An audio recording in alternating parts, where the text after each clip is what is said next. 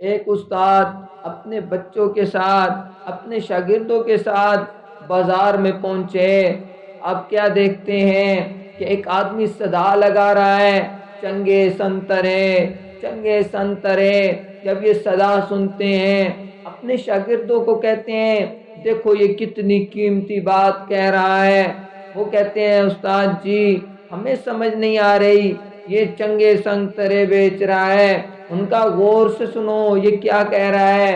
ان کا یہ کہہ رہا ہے چنگے سنگ ترے، یعنی کہ اچھے سنگ تر جاتے ہیں، جو اچھے دوست بناتے ہیں وہ اچھے بن جاتے ہیں، جو برے دوست بناتے ہیں وہ ڈوب جاتے ہیں، وہ برے بن جاتے ہیں۔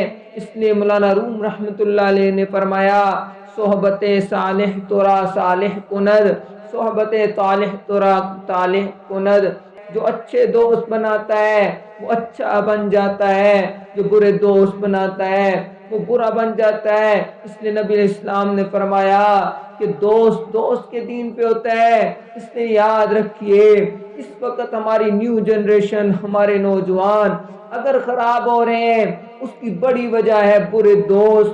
برے دوستوں کی وجہ سے بندہ بہت جلد خراب ہو جاتا ہے۔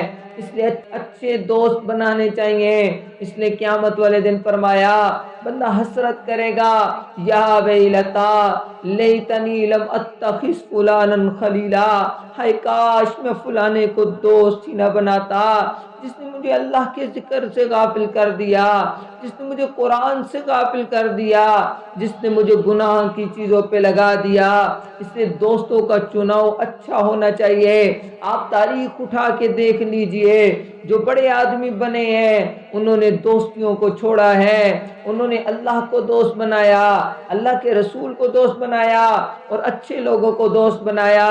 اس لیے فرمایا مولانا ذکری رحمت اللہ علیہ فرمایا کرتے تھے، فرمایا جو بندہ دوستیاں لگانے کا شوقین ہو، جو طالب علم دوستیاں لگانے کا شوقین ہو، وہ اگر ہیرے کی مانند ہے ایک ٹائم آئے گا وہ ٹھیکری بن جائے گا۔ جیسے گڑا ٹوٹ جائے وہ ٹھیکری بن جاتا ہے، کسی کام کا نہیں رہتا، تو ایک وقت آئے گا وہ ٹھیکری بن جائے گا۔